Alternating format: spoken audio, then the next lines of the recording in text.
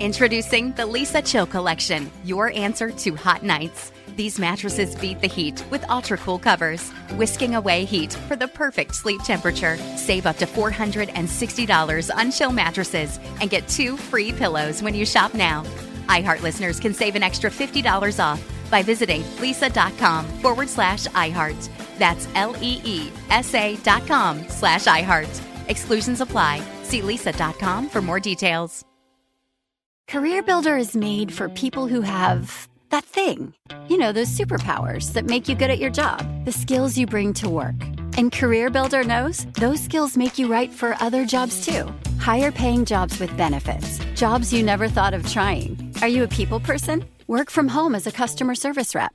Are you organized and like driving? Become a delivery driver. You have the skills it takes, and CareerBuilder.com has the jobs to get you hired fast. Visit CareerBuilder.com.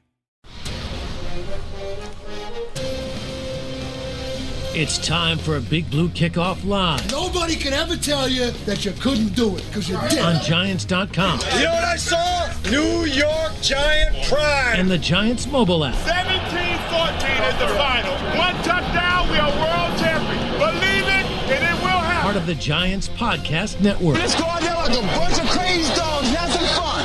Welcome to Thursday's edition of Big Blue Kickoff Live here on Giants.com as well as the mobile app. He's Paul Dottino. I'm Lance Meadow with you for the next 60 minutes. It is presented by Cadillac, the official luxury vehicle of the New York Football Giants. Multiple ways to interact with us here on the program. You give us a ring, 201-939-4513. You can also hit us up on Twitter, hashtag Giants Chat. You could come directly to us at Lance Meadow, one word, last name, M-E-D-O-W. He is at Giants WFAN. And as a reminder, you can find the archive of this show and our entire podcast network on the Giants mobile app, podcast platforms everywhere, and at Giants.com/podcast. So we have a new addition to the Giants coaching staff, so we'll discuss that. And there's also some news and notes from around the NFL because another head coach has been hired, and that could start a domino effect as we still have 4 vacancies across the league. But let's start on the Giants front, and we talked about this, that Brian Daboll had 2 vacancies of note to fill. Defensive coordinator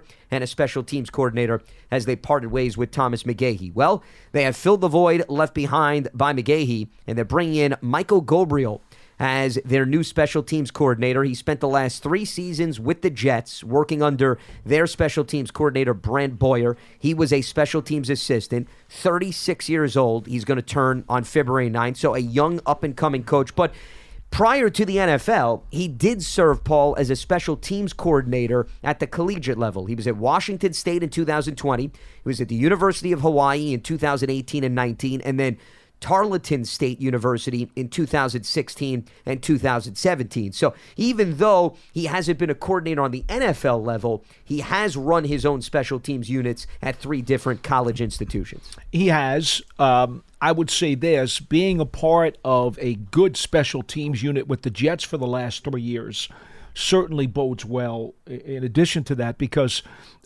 yes, they've had some good special teams players. I certainly don't want to neglect to mention that. But when you have a unit that's been good over a course of time, not just for one season, but for a few seasons, well, chances are they've got a good philosophy, a good foundation, and a good framework. And when you take a guy from that framework, you'd like to believe that that's going to be added value besides his actual coaching ability. You'll think that he'll bring some of that framework with him. Now, as far as the Jets are concerned this past year, I'll give you a good example. Much better than the Giants were on special teams in terms of return game. They were right in the middle of the pack in punt returns and basically in the middle of the pack in kickoff returns. As you probably know, folks, Giants have not had much in the return game the last few years. Olszewski came in and was like a breath of fresh air, had the big 90-plus yard punt return for a touchdown at the end of the season. But I think we would all probably agree that, he was like the needle in the haystack in terms of the highlights for the Giants' return game for the last, 3 years? Is that fair? Could even maybe even go further back. I would say Dwayne Harris. Yeah, probably since then. And that's a little bit further back. He was really good. Oh, yeah. Really good. And he was a core. Four-way. Yep. Four-way. Core. And before him, Dominic Hickson. He was Dominic Hickson 2.0 is what Dwayne Harris was. Yep. So, I think that's what you're looking at if you're the Giants. Now, I do think the Giants got a good year out of Jamie Gillen. I do think the Giants punt coverage team, they were, I believe, 6th in the NFL in punt coverage this past season. So, he's got gunners. Well, I'm assuming Nick McLeod comes back. He's, I believe, a restricted free agent, so I think he'll be back. Darnay Holmes turned out to be really good down the stretch. Whether or not he comes back, I don't know. I believe his contract is up. But those two guys were the best gunners on the team. And as the season went on, they got better and better and better. So there's something to work with there, But in any event, that's probably about all I could say about that situation because, quite frankly, I've never met this coach.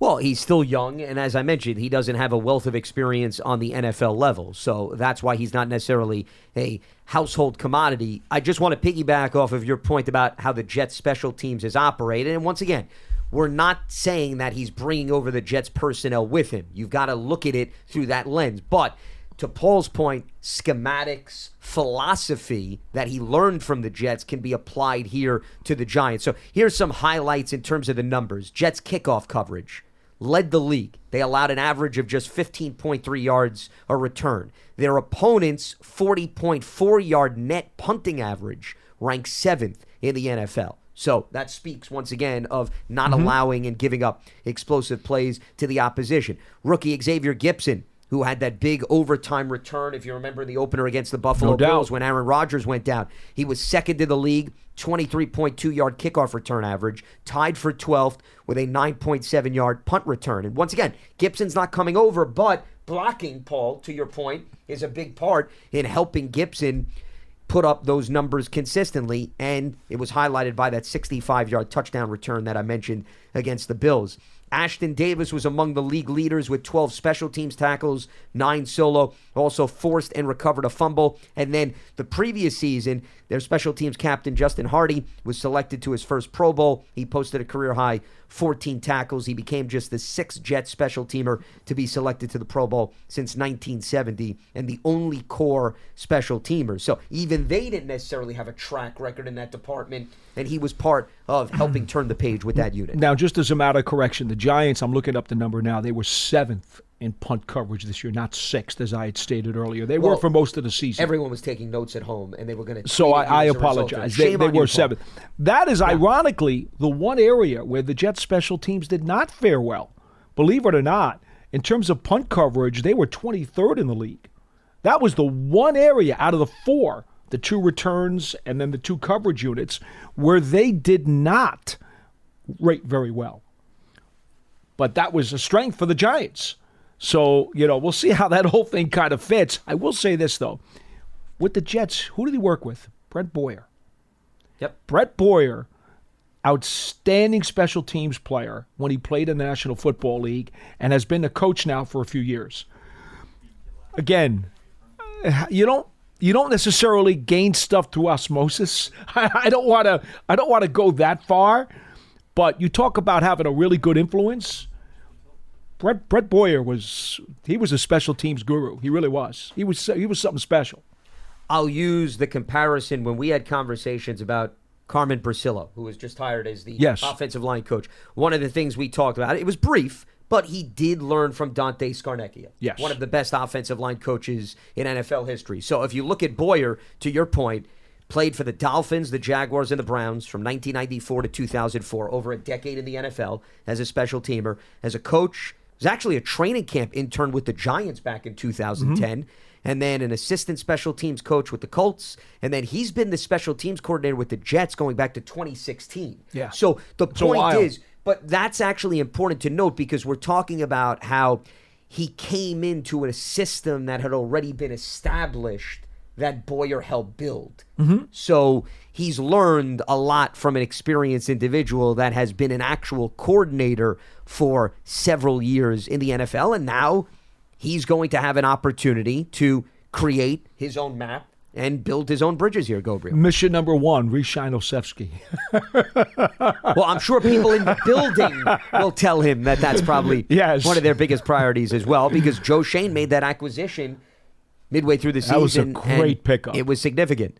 And this was something you talked about earlier. You want to have a core group of players that you can turn to. Yes. Coverage, return, some sense of explosiveness. And I think there are some pieces here, but I guarantee you he'll come in, he'll have conversations with Brian Dable in the front office, and he'll have some ideas about some personnel. Sure. I mean, I haven't looked that carefully. I'm sure there probably are a few Jets special teamers that are set to hit the market. That could be potential targets as well. And you mentioned the Giants are going to have voids anyway because Darnay Holmes is an unrestricted free agent. Gunnar Olszewski is a free agent. And then Nick McLeod is a restricted free agent who you referenced earlier. So there's three guys who play different roles on special teams. This is why when you hire a coach, you can't get caught up in the personnel. It's more of, okay, philosophically speaking, what did this individual help do for that organization? Well, I will say this. We know the Giants have some work to do during this offseason, and it's good that one of those spots has finally been filled. They still have to fill the D.C. spot, and I'm sure a lot of folks, as I would concur, is a very significant spot. But, hey, special teams still 1/3 of the game. And as Jeff Fiegels would always tell us, do not underestimate the value of field position. Well, and here's why you shouldn't underestimate it and undervalue it. If you look at the Giants over the last 2 years, Paul, given the offensive struggles, you could get a good return. Think about the wonders that could do, right? Tilt the field. For your offense. Tilt the field. Okay? If you don't have to go 75 yards and instead you have to go 65, even a 10-yard difference makes a whole lot of progress from an offensive standpoint. And then the same thing is, you don't want to put your defense in a precarious spot. Case in point this season, if you're not scoring a lot, you're under 20 points, and you give up favorable field position, Paul, to the opposition, now you're putting them in scoring position, and now you're putting that much more pressure on your defense. So it goes hand in hand in terms of what it could do on both sides of the equation. I'm not just talking about the return game. I think people, they focus way too much on the return game. No, the coverage unit could be a huge X factor as well. Absolutely. Now, you brought up other coordinators. Let's get into some NFL news and notes before we open up the phone lines. I want to start on the defensive side of the ball because a big name became a free agent yesterday in Vic Fangio as the Dolphins decided to move on from him. And then he got wrapped up by the Eagles. And then, yes, we hear this morning, though it was rumored immediately why he parted ways with the Dolphins. He's a Pennsylvania guy, wanted to be closer to home. And now we heard from ESPN's Adam Schefter right before we went on that he's en route to flying to Philadelphia to sign the contract. So Vic Fangio will now be coming to the NFC East. And somebody that the Giants, forget about them potentially bringing him in. Now they're going to have to solve his defenses at least twice per season. And he is a very well-respected and well-established defensive coordinator. He coincidentally was Jim Harbaugh's DC the last time Harbaugh coached in the NFL with the Niners. He's now back in the mix with the Chargers. I want to get to that in a second. And did a really nice job with the Bears, let's not forget, if you recall, under Matt Nagy. So everywhere Fangio has gone, and that was a Dolphins defense, by the way, Paul, hammered by injuries in the second half of the season. Sure. And they were still competitive all the way through. So I think it says a lot about his scheme and his coaching ability. Yeah, I think this is more about him wanting to go home than without a doubt. The Dolphins wanting to get rid of him. Sure. And here's the other thing that is important for us to bring to the forefront, and we talked about this a lot and we field phone calls. Fangio had to get permission from the Dolphins to go their separate ways because this was a lateral move, Paul. Correct. Okay? He's not getting a boost. He's not becoming a head coach. When that happens in the NFL and you're under contract, the team has to give permission. That's the difference as opposed to you get elevated. That changes the dynamics of things. So that's important to highlight. Now, as I referenced, Harbaugh going back to the West Coast, to the Chargers, which means now that Chargers assistants will in all likelihood become available. I'm not saying that the Giants were eyeing them, but remember, there's a lot of assistants that they're in a wait-and-see period, right, until the new head coach comes in. This is the most stressful time for all of those guys because there are dominoes that are going to get knocked off the table, that are going to fall on the floor, and then every one of those are going to be in a scramble, hoping that they can land somewhere else. And, you know, look, just so you folks understand how this stuff works, okay? Team has an opening, and they have a list of interviews that they want to go through. And they're reaching out, and they're talking to those folks. Well, each one of those head coach candidates or coordinator candidates also has a bunch of guys that he's calling and saying, listen, I'm going to interview with Team X. If I wind up landing that job, do you think you'd be interested in coming with me? So you see how the telephone calls spiderweb out. And when you have as many jobs as were open this past offseason, it was 7, and then Antonio Pierce wound up locking up the Raider job. So it was kind of 8, but it was really 7. Well, I mean, they conducted an interview process, so it's a legitimate 8. So you have a slew of coaches that are spiderwebbing out with phone calls, talking to people who they think they'd be interested in having, and asking those folks, hey, what do you think? And those folks are saying, yeah, I'd probably be interested in coming, but I got 3 other people who are also telling me if they land a job, I kind of would be interested in going to that place too. So it's a messy time. Well, and that's why one day it seems like a coach is headed in one direction, then all of a sudden new options present themselves. Case in point, right before we went on the air, I don't know if you saw Kellen Moore, who was the Chargers offensive coordinator. Yes. Now he's receiving interest from the Eagles and the Browns. I did not see that. Because they have offensive coordinator openings. Mm-hmm. So Kellen Moore may be back in the NFC East if the Eagles ultimately hire him. And I'm not surprised that Nick Sirianni's going in the direction of established play callers. You got me thinking, you know what's also fascinating now about the NFC East? We know the Giants are going to have to get a new defensive coordinator. Mm-hmm. The Eagles brought in Vic Fangio. Mm-hmm. Washington's going to have a new defensive coordinator. And Dan Dallas, Quinn has been interviewing with Seattle. So all 4 teams may actually have new defensive schemes this season. How about that? And all 4 teams didn't change head coaches. That's what's crazy about it. You know, again, I've talked about this numerous times on the program. You know, the scheme is one thing, the coach is another. In other words, there are a lot of guys who specialize in 3-4. There are other guys who specialize in 4-3. Then you've got some guys who just say, well, I'm a mix. I'm a hybrid. Remember Patrick Graham used to talk about that all the time. I'm neither. Okay, you're in between, in the gray area. Yes. Fine. But, you know, that's an interesting dynamic as you start looking around and you want to make these phone calls and want to talk to these guys. You've got to figure out, what is it that's your top priority? You know, do you want somebody who is going to keep the same basic framework? I won't say scheme. I'll say framework of what you were running. Press man, 3-4, heavy blitz. Is that the framework that you want to keep going with this next Giants defensive coordinator? Or you're like, well, you know what? We'd rather have a guy who plays Tampa 2. We'd like to have a guy who's going to be 4 down linemen. You know, we're not going to play a ton of press man. We'll play Tampa 2, 3/4 coverage. You know, we're not going to do a whole bunch of that. I mean, this is stuff you got to figure out.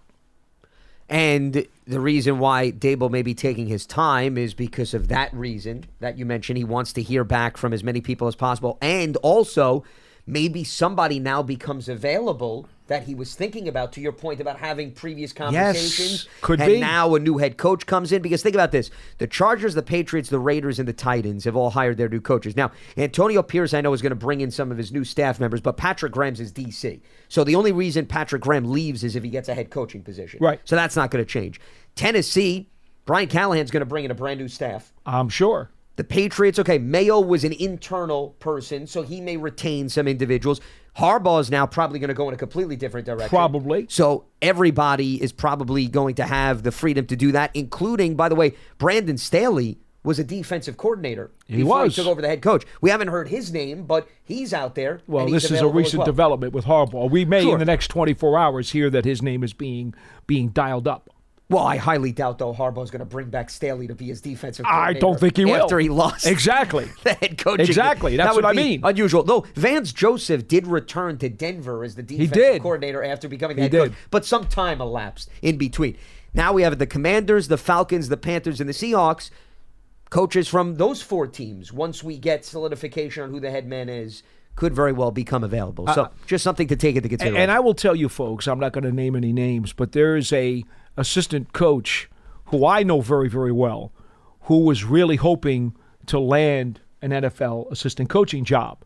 And as these dominoes were being shuffled across the dining room table, he got an offer from a Division I college, a very prominent Division I college, to be on the staff there. And basically what it came down to was he couldn't wait. I don't blame him, though. He was very concerned that after the dominoes got all cleaned up with the NFL openings, that he may wind up out of a job. So he decided, you know what, bird in the hand is worth two in the bush. Sure. And so he wound up taking an assistant coach's job with a college team, a prominent college team, because he just decided, I can't take a chance that I'll be left out once the dominoes are cleaned up. I don't blame him. And these things do happen. And so that's a guy now who's out of the mix. And maybe there were teams that, in fact, I know there were teams interested in him, but he was like, I'm not waiting. I gotta make a decision. I'll give you real quickly another example before we open up the phone lines. Fangio, interestingly, to bring this conversation back full circle, was on the Eagles staff as a consultant towards the tail end of 2022. That was the year they went to the Super Bowl. There was mutual interest for Fangio to be the coordinator to replace Jonathan Gannon. So what happened is Miami comes calling. I'm not saying it was a similar thing, but if a team offers you the defensive coordinator, or you just wait and think Gannon may leave, he may get the Cardinals job, and then what happens if Gannon doesn't leave, doesn't get the job? Yeah, maybe there's room for you, but you don't have the position you want, so you take whatever's offered you. Timing is a very big deal here. Especially given the merry-go-round on the coaching front. Few reminders, Giants Huddle Podcast. You can check that out by subscribing to your favorite podcast platform, or you can go to giants.com/podcast. 2024, we got to get through free agency. We got to get through the draft. We got to get through this man surviving the offseason. But that doesn't mean that you still can't prioritize perhaps taking your fandom to the next level with a season ticket membership. You can stay connected to the club all year round, not just on game days. Memberships are now available for the 2024 season. To learn more about all the exclusive member benefits, you can visit giants.com/tickets. Limited inventory is available. And the Giants official connected TV streaming app, Giants TV, it brings you original video content, game highlights on demand and direct to Big Blue fans. Giants TV, it's free. It's on Apple TV, Roku, and Amazon Fire TV, as well as the Giants mobile app. And you can use that to watch us right here on Big Blue Kickoff Live. All right, let's open up the phone lines as we move forward here. And let's check in with Alex in Syracuse, joining us on BBKL. What's happening, Alex? What do you got for us? Hey, guys. How you doing today? We're doing very well. What's on your mind? I was talking to a friend, an old friend that is allegedly a lifelong Giants fan. Allegedly, so that means you're calling him into question, I guess. His status. That's one way to word it. So, okay. Here's the thing. So he's a guy that back in the day when Eli first started, when Eli was struggling in those first couple seasons, my friend was calling for Eli's head on a stick, basically. Now Eli Manning is favorite player of all time, right? It's as though all the things that he once said to me never existed about Eli Manning. So we're having a conversation about Daniel Jones, similar situation. And we're kind of having this back and forth. And I want to pose to you guys this question that I posed to him to make sort of a further point. So my question to him and to you is, if you knew, knowing already what you know now about this entire 2023 season, if you could go back in time knowing what you know now, would you trade Daniel Jones for Brock Purdy? Well, it's an interesting question. Here's the problem with that question. Brock Purdy, I would argue, and I made this conversation point about C.J. Stroud and Bryce Young, Paul. Purdy, to me, and I'm not taking anything away from his skill set, I think he benefits from the talent he has in San Francisco, Alex, to answer your question. So if you put Brock Purdy with the Giants, and that means you don't have Deebo Samuel, you don't have Brandon Ayuk, you don't have Christian McCaffrey, you don't have a really good offensive line with one of the best left tackles of all time in Trent Williams, and you don't have a really good, well-coached defense. Not to say Purdy can't be successful, but something tells me he's probably not with his team going as far as he did with San Francisco. So my answer on the surface based on that would be no. I will say this. Excuse me. Purdy looks a little bit more mistake-prone here down the stretch than he has when he had all of his pieces in place. Now that he's had some chinks in the armor and some of these guys have been missing, he just doesn't look like the same guy. He just doesn't. He looks more mistake-prone. He looks less assertive. So I'm going to agree with Lance here that the environment around him was so good. I remember many years ago, Wally and the Keeg used to be a show on ESPN Radio here in New York for many years. Tom Keegan was Wally Matthews' partner in Afternoon Drive. And when I was with ESPN Radio in that time, I was covering the Giants. They used to have me on like 2-3 times a week. And Tom used to say, incubator athlete. Incubator athlete is a guy who, if everything around him is exactly the way it's supposed to be, he'll help you kick butt. He will function at the highest of levels, and it'll be smooth sailing and everything's going great. But all of a sudden, when things aren't all right around him, you don't have the O-line, you don't have the running game, you got receivers dropping passes, things start to fall apart. Sure. Now he falls apart and crumbles with them. So I'll be honest with you. I'm starting to wonder if Purdy is not an incubator quarterback. Because I will say this, without Deebo Samuel, that offense looks a lot different. He was that important to the scope of what they do offensively. And Purdy is just not looking like the same guy right now. Well, and that's why when he missed 2 games after the earlier shoulder injury, the Niners went on that 3-game skid, if you remember. Yeah. Now, they lost the Cleveland game by a missed field goal at the end of regulation, but still, it definitely takes a toll. But you're leaving us on the edge of our seats, Alex. So what about your answer and your alleged friend who is a Giants fan's answer? Because, I'm taking notes, and I'm going to question whether or not he'll elevate his fandom or you're going to elevate your fandom based on the future of Daniel Jones. So be careful the next words that come out of your mouth. I got a better question before you answer that. Would your friend have advocated to get rid of Phil Simms after his first few injury-plagued seasons, or would he have stuck with him to win the Super Bowl? No, knowing my friend, he would have advocated to get rid of Phil Simms, probably, which is, again, to my point. Yeah. So to answer your question, Lance, he without question, because he's a fantasy guy, he's a stats guy, which again, understandable. Stats, but okay. So he's a fantasy guy. You just said it all. Go ahead. Exactly, right, Paul? You know, but that was my larger point. It's what you said, Lance. Is that a lot of times I feel like the quarterback conversation right now around the Giants lacks context. We want to put a lot on a quarterback, and this is what the league is. I get it, but we put too much blame and I think too much credit to quarterbacks. Always. Which is why I think the Brock Purdy thing is a good example, because I agree with you, Lance. I think it's exactly what you said, which is my argument was I think if you would switch those two guys this season, not only do I think that Brock Purdy has as poor of a season as Daniel Jones did this year, I also think, honestly, and again, I know it's hypothetical, I think Daniel Jones, with that offensive line and those weapons, might even be a slight upgrade from Brock Purdy in San Francisco, and really not to take anything away from Purdy. I think he's a good enough quarterback, and you got to give the guy credit for what he's done. But that's my point, is that I think when I look at them just player versus player at the position, I take Daniel Jones every day of the week over Brock Purdy. In short, San Francisco makes that trade in a heartbeat. I would think so, right? Well, I don't know from a financial standpoint, though. Right now, well, he said last year before the contract. Well, but Purdy. Right. Well, okay. If you go last year, yes, he didn't receive the deal at that point. Right. I understand. He had not had the extension at that point. Well, and also, Alex, listen, and we'll let you go on that point, and appreciate the phone call. There's a reason Brock Purdy was the last overall pick. Okay, in 2022. I'm not saying that every team didn't do their due diligence, but there's a lot of crafty and knowledgeable executives in the NFL, Paul. If they all saw something in Purdy, he would have been selected much earlier in the draft. Mm-hmm. So you have to look at it through that lens as well. What they've gotten out of Brock Purdy should be commended. When it just goes to show you, when you surround a quarterback who you take with the last overall pick, you put him in that environment, you have a good scheme, you can win football games. When you have the luxury of such a high-level roster that has so many pieces and components in place that you can then grab an inexpensive quarterback to do what he needs to do to get your team to function, God bless you, man. That means you found a couple of 4-leaf clovers up on top of the hill and you just run with those suckers to the bank. Right? Why we're not going to hold it against them.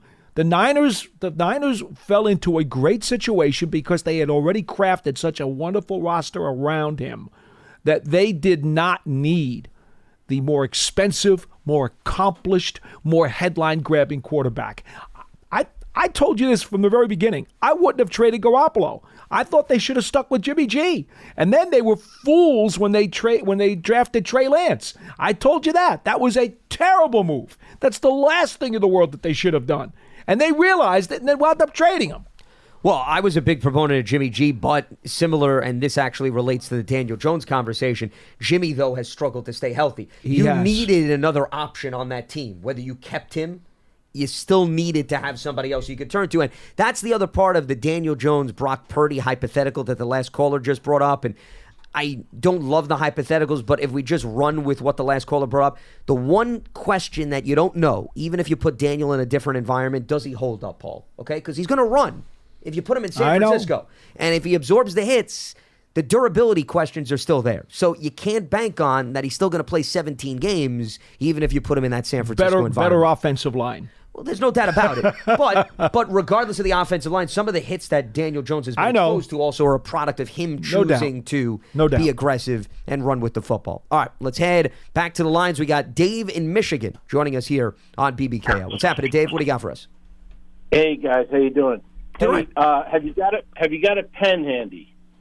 Well, I do. I have a pen handy.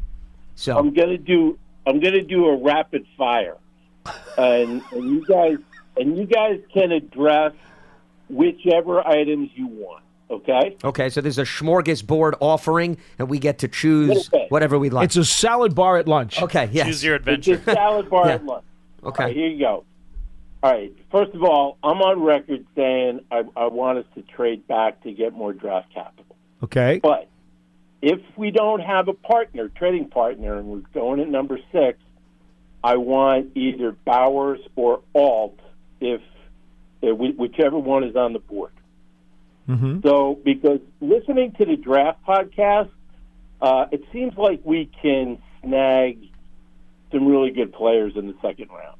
So, one thing I want to say, I was wrong, and I'm happy to admit it, about Robinson. I thought he was too small and too slight to make it in the NFL, especially after he went down.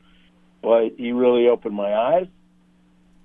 Do you think, and would you try to do a deal with the Commanders to bring Nick Gates back as a center guard for depth? I wanted Jettison, Lemieux, and Peart. Thank you for your service. We're not interested anymore. I want to clarify something. Coach Marvin followed me the other day. I love Coach Marvin.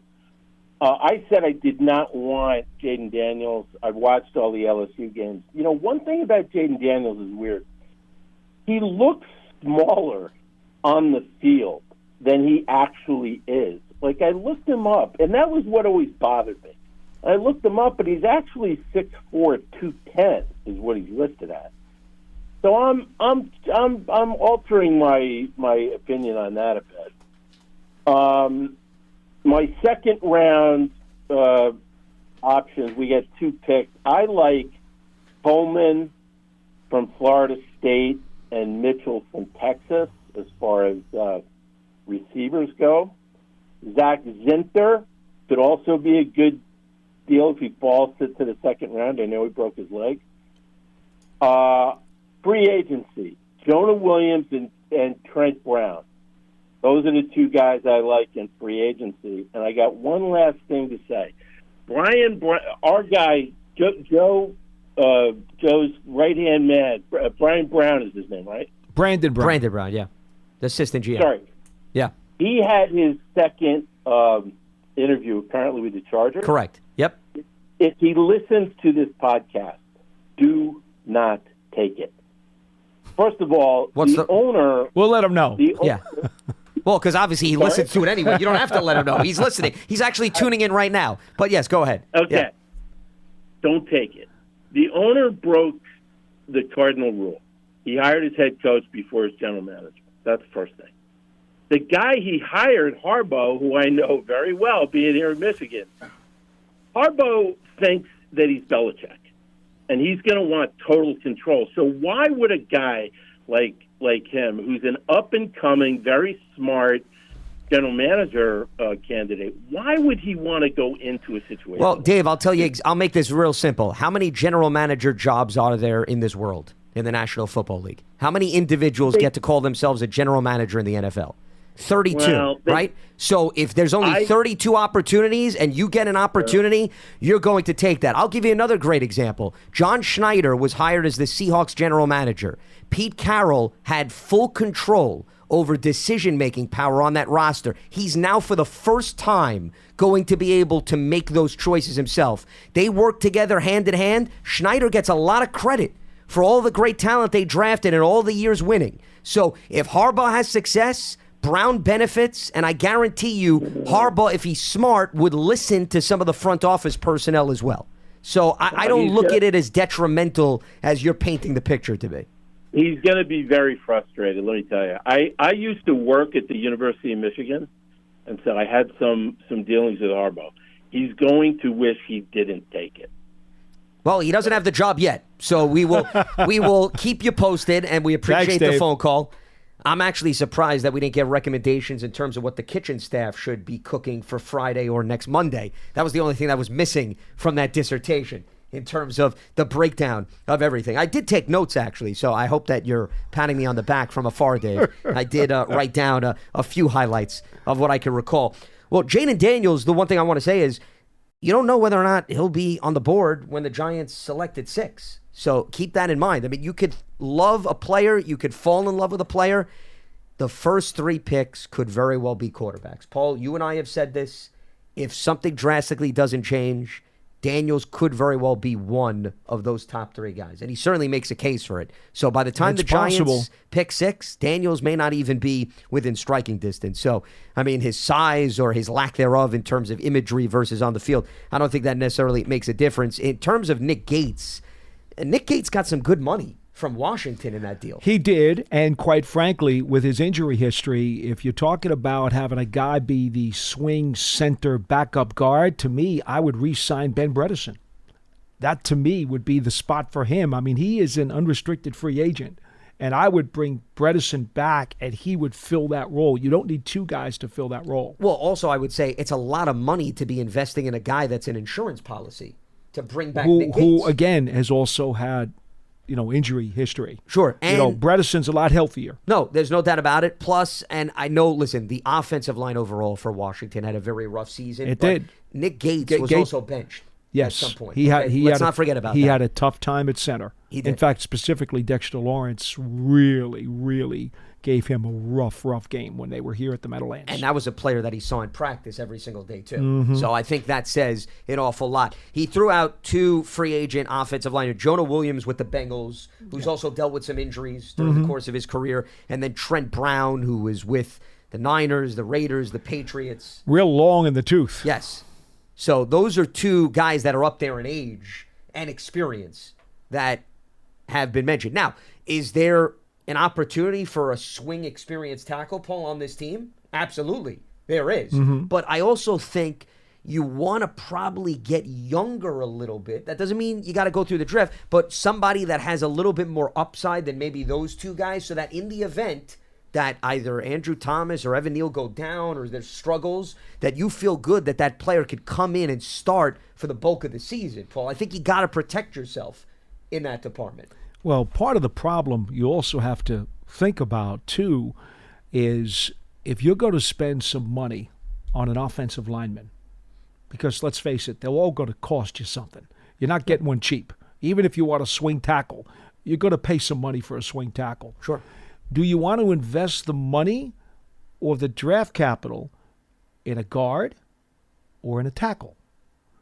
If you think that Evan Neal is going to come back and be your starting right tackle, which is kind of what Joe Shane has alluded to, then you're after a 3rd tackle. If you don't think that Evan Neal is going to be your starting right tackle, then you need a starting right tackle.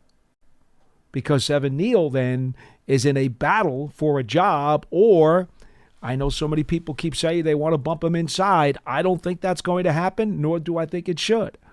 But and even Shane mentioned that he was hesitant because he saw the film correct. at Alabama, so based on his most recent presser, mid-season, that impacts how you're going to either spend your money or your draft capital. Are you looking at a guard, or are you looking at a priority for a third tackle or a starting tackle? You got to figure that out. And that's a very, very hard question given the circumstances that we've seen.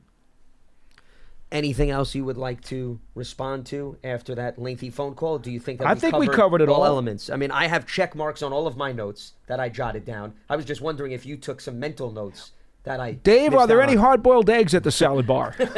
We'll get to that later on in the program. Who knows? Maybe Brandon Brown will give us a ring, too, to give us his 2 cents on what his negotiations are like as well. All right, let's head back to the lines. We got Dave in Texas joining us here on BBKO. What's happening, Dave? What do you got for us? Good evening, fellas. Good evening. Good afternoon. I don't know what time zone you're in. Yes, okay. I made a mistake, young man. All good. Older people make mistakes. I'm 82. Not a problem. We'll allow it. With this. Paul, do you remember Phil Simms' early years as quarterback? Absolutely. And do you remember how he used to get hurt and tore up and he was no good and give it to Phil Simms? I remember all of that. I'm here sitting now with Daniel Jones. Phil Simms took us to a Super Bowl and set a record that still stands today over 50 years. And was it 1990? He went 10-0 till he tore his ankle up. They gave the guy the ball. Here, go run, do what you got to do. I'm not saying that our new quarterback there, the young man, is not going to get hurt again, but he has never had a front line in front of him, for God's sake. Give the kid a break, and I'll take your answer off the air. Thank you, Paul. All right, Dave.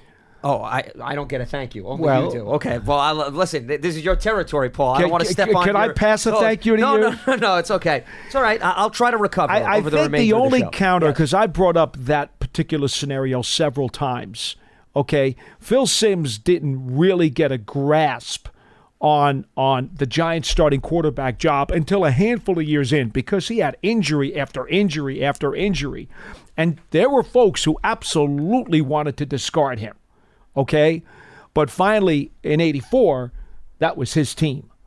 And look what he did with them. You know, obviously the ascension and the quick ascension to becoming a championship club, happened with only a couple of years, because in 86, they won it all. Here's the problem, and the only counter that people throw back at me when I refer to Phil Simms and his scenario, it's that there was no salary cap. I'm the first one to bring that up, but go ahead, yes. Okay? So without a salary cap, you could afford to be patient and wait for the guy to heal. Wait for the guy to pick up all the things that you try to teach him. Wait as the offensive line develops and as you establish a run game and as you get a better defense, blah, blah, blah, blah. They were allowed. Phil Simms was given the time by this organization because George Young insisted on it. He was given the time to develop into the star that he became and the Super Bowl MVP that he became, because you had the luxury to do so. Today, the salary cap punishes you for having to wait and be patient with a player.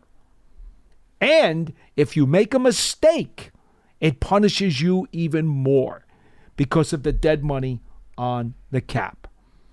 Part of the reason, as you've heard me say 1,000 times, maybe it's up to 1.5 gazillion times now, I preferred the structure of the game then, as opposed to the business structure of the game today.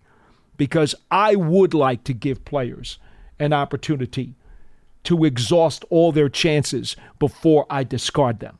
That's just me, because I've seen it. I've learned from it, and I've seen it. If there's redeeming value in the guy, you want it to come out. And Phil Simms certainly was able to rise to the occasion with the patience the Giants showed him. Well, think about how the Giants were able to hold on to Jeff Hostetler. Exactly. There's another one. This guy, not because of injury now. Haas was just buried. No, correct. He was buried. But the point is, in today's NFL, Hostetler probably gets a gig elsewhere by this time. Oh, no doubt. And he's starting elsewhere. I mean, the man was begging to play other positions to get on the field. He played special teams. He blocked a punt. Yeah. He played receiver during practice sessions. I used to watch him lining up on the boundary, running out for passes. I mean, he was so desperate to do anything during practice. And George Young kept saying, nope. Haas kept asking, I want out of here. Give me a trade. Nope. But he didn't have a say because of the financial structures in place. So, see, players are not very open financial, to that as well. but also the free agency structure. Yeah. No, of course. Okay. But players would argue. Boy, those rules were so much better. Yeah, well. Wow. It didn't necessarily benefit the player, though, and that's why you hear most players at least welcoming some of these new economic rules. But that's why, I mean, you just hit it on the nose. That's why every time Phil Simms is brought up by a caller, that I'm hesitant to use that as a fair comparison. Circumstances were different. Yeah, very different. The environment was different. And the rules Daniel, were different. And here's the other thing, Paul. With Daniel, it's not so much having a conversation about, we understand that the offensive line, the play in the trenches, has not allowed him to have the level of success, or at least operate within the confines of the level of success of other quarterbacks. But what you can at least include from a factual standpoint, and you don't have to go down the hypothetical road, is the injuries that he has suffered. And that makes it challenging for a team in this day and age because of the salary cap restrictions to say, okay, this is going to be the year where he plays all 17 games, and then he's going to follow that through with another 17-game slate. You can't bank on that. It's very hard to do that in today's NFL. Over the years, I'm just going to pick two quick names that come to my mind. Quarterbacks who were not given patience by their initial teams and then wound up going somewhere else and flourishing. Oh, sure. I mean, Drew Brees, right there. Well, I mean, Drew Brees had the injury. some success with the Chargers. Had some success, had the injury. They weren't going to be patient with him. Boom. He winds up going to the Saints and becomes a Hall of Famer. Well, how about the Dolphins passing up on Brees as well? No question. The medical. Now, and the best example of all is Jim Plunkett. Jim Plunkett came out of Stanford, and he gets drafted by the San Francisco 49ers. Okay? He was with the Niners and the Patriots. Patriots drafted him first. Patriots drafted him first. Yeah. Then he went to the Niners, and his career was nothing. He was on his way to being a journeyman, and he got hurt, and he wasn't any good, and he was on bad teams. And Patriots drafted. It was Patriots, and then 49ers and the Raiders. And then he goes to the Raiders. Boom, Super Bowl. All of a sudden, the guy's going to the Pro Bowl, and he's got a Lombardi Trophy.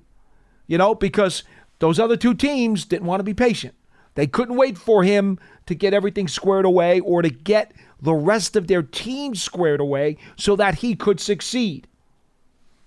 This, it happens. It does happen.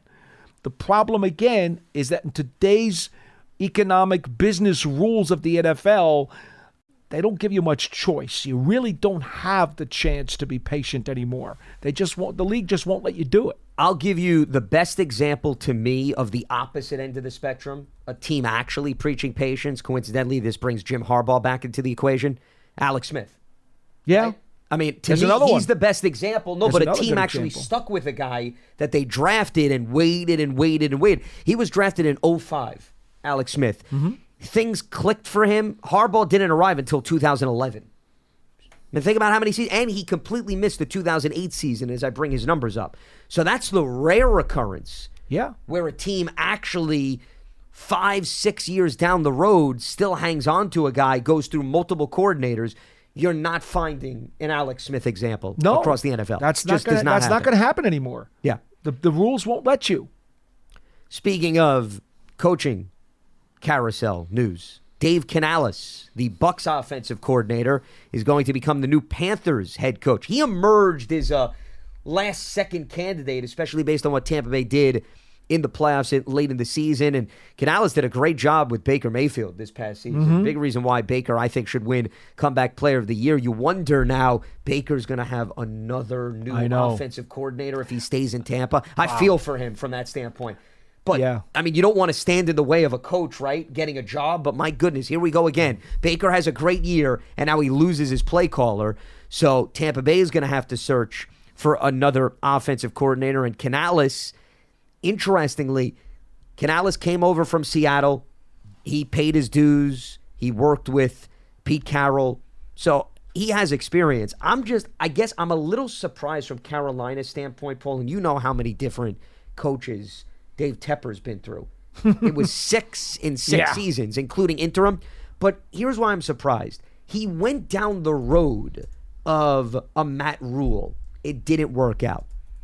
Then he brings in Frank Reich. I mean, he barely gave Frank a chance. He did not really give him Frank much of a was there chance. not even for about half a season. That wasn't right. and then Steve Wilkes passes on. I guess I'm a little surprised that he's going for an unproven commodity, I guess is my point. Like, I would have thought if this is the cycle and so many attractive individuals who are proven are out there, I would have thought Carolina would have thought about going in that direction. But instead, here we go. You're taking a chance on, and once again, I've got nothing against Canales. I think he did a really good job, but the man has never been the head coach of a football team. You can't at least dismiss that. But I was never a big Baker Mayfield guy, but he had one dynamite season this year.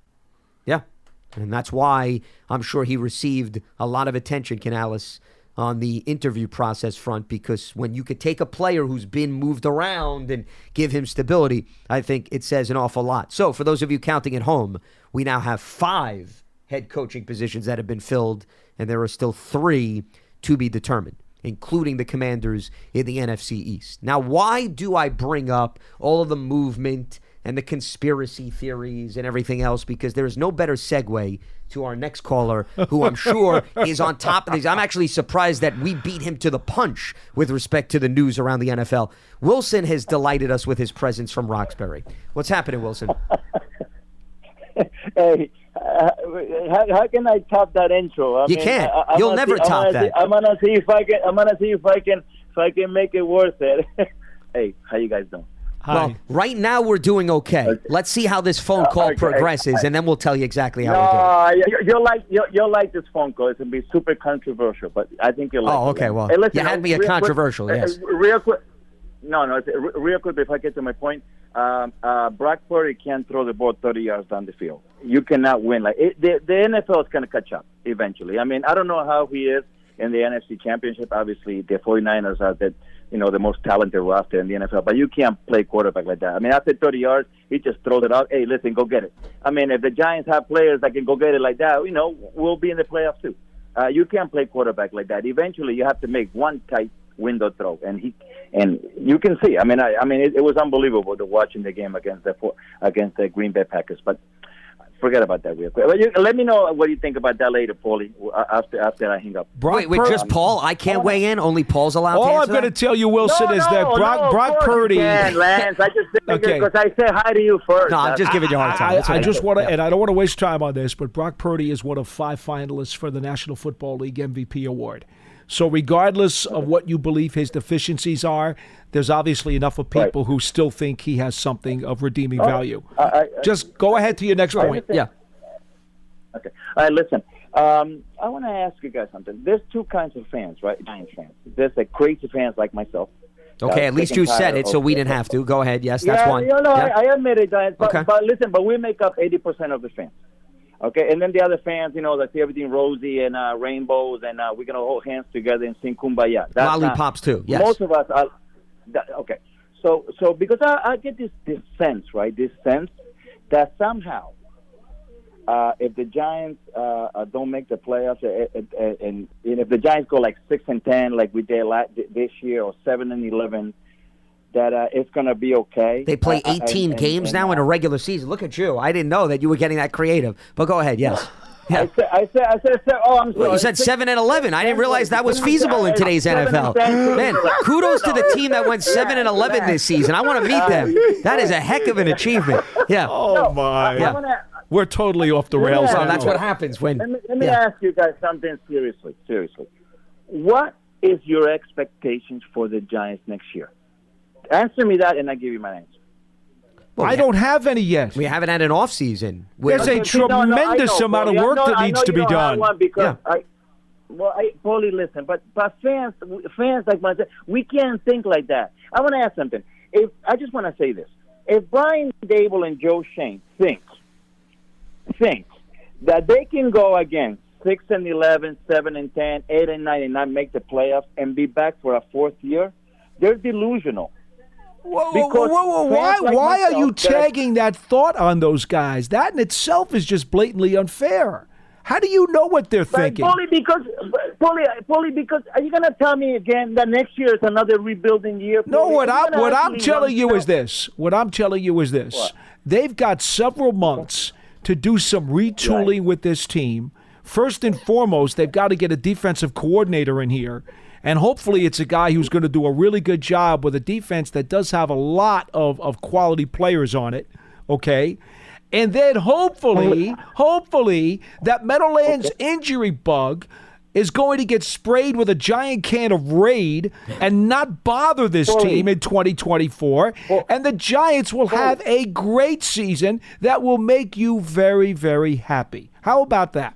Foley, you're talking to me like a journalist, and I understand that is your job, and I love you. I love Lance, but I don't want to think like that. I don't want to think about injury. Everybody's got injuries, Foley. Cleveland. Well, sure. I understand that, but for you to sit here and immediately become pessimistic and paint the negative picture saying, look, this team, if this team does the misery that I think they're going to do, that's going to create doom and disaster for this staff. Don't go there. Why would you do that? Paulie. I'm not pessimistic because that's the sense that I'm getting, like, by listening to a lot of people, to even Joe Shane, that maybe the first year was a mirage and this past year was the real deal. Fully, we've been through 10 years of retooling, dumpster. Okay, Wilson, I'm going to make this simple for you. I'm going to make it really simple for you. The roster as it stands today, I'm talking about age, experience, quality of play, and with some moderate cap room, as well as some premier draft choices, is in much better position than this roster was 2 years ago when this new administration took over. Okay? That's not up for debate. That's a fact. Now, what they do with that positioning is going to determine what happens during this 2024 season. Let it play out. Let these guys do what they need to do. But please do not talk about falling downhill when they're starting from a better point than where they originally came from. Paulie, but what kind of fun is that if I don't ask you guys the hypotheticals like Lance? Well, fun for you maybe, but not fun for us. Jump in, Lance. Jump in. I will. Well, I will let you go. No, I'll respond to your question, and we appreciate the phone call, Wilson. And we can always rely on the controversy and the game of, I don't know what to call it when he calls in. But here's the way you got to look at it. And I have said this time again on all different shows over the years. Just because you have one good season, Paul, and this is not just the Giants, this is all NFL franchises, you can't be of the mindset that after one good season, that means the next 5 or 6, there's not going to be any issues. And well, especially with the business plan of this league. Correct. It's meant to destroy you every few years. So they want you to be turned over like a wheelbarrow. So I go back to, I think his last point, Wilson's, was when they made the playoffs in 2022, the feeling was, okay, this is going to be a sign of what's yet to come. The NFL doesn't operate like that. And we talked about how many close games there were. All those one-score games they played. A tougher schedule. They're playing the AFC North next season. And this is not me painting a difficult picture, but the AFC North was the only division this year that had all 4 teams above 500. Okay? Now, could a team or two fall off? Sure, it could happen next year. But I think you like the direction of all 4 of those franchises. The Giants are going to have to face all 4 of those teams next season. It's also hard to get a read on, Paul, what this division is going to look like, the NFC East. No doubt. In 2024, because you look at the Eagles are going in a transition where they're bringing in 2 new play callers, assuming Nick Sirianni doesn't take over on the offensive side of the ball. They're getting up there in age, especially on the defensive front. They may move on from some individuals. The Commanders are going to have all new GM, new coaching staff. So we don't even know what they're going to operate with. We don't even know who the quarterback of the Commanders is going to be. The only team that you could say probably, barring dramatic changes, is the Cowboys, who are going to probably bring back, I'd say, a good piece of their roster. So that's the only team. No, they've got big time cap trouble. No, well, but so they're going to have to lose some very important players, and Dan Quinn may be out of there as the DC. Sure, but I'm talking about Dak is going to be back, C.D. Lamb, Micah Parsons. Well, Dak being back Lawrence may not be a positive for some of us. But that's what I mean. I mean the core of the team, the main weaponry, I compared understand. to the other teams, is probably going to be intact. So that's the only team that maybe you can at least try to speculate with as close to facts as humanly possible. The rest of the division, you just don't know. So there's so much evolving within this division. It's hard to put your finger on what the competition is going to look like, how challenging is it going to be, and where the Giants fit in to that equation. It's way too early with respect to that. But we know they've got to score more points next season. Okay, if that doesn't change, it's going to make it that much more pressing.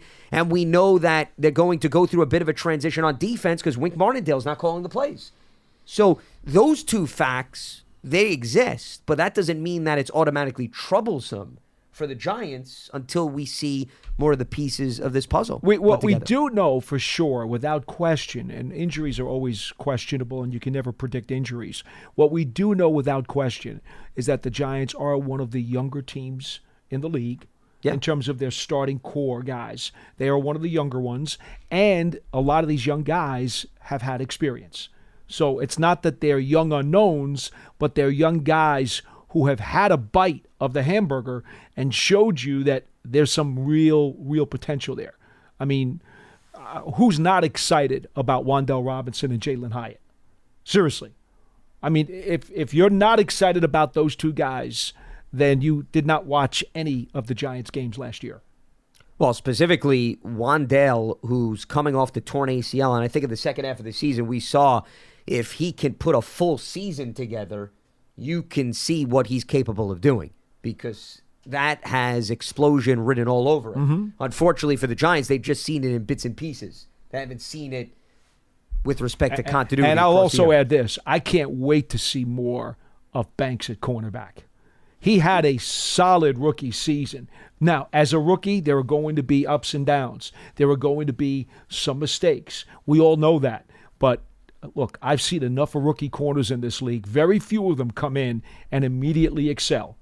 Very, very few of them. As far as rookie seasons go, this guy had as a press cover corner, this guy had a solid rookie season when you grade him on that rookie curve.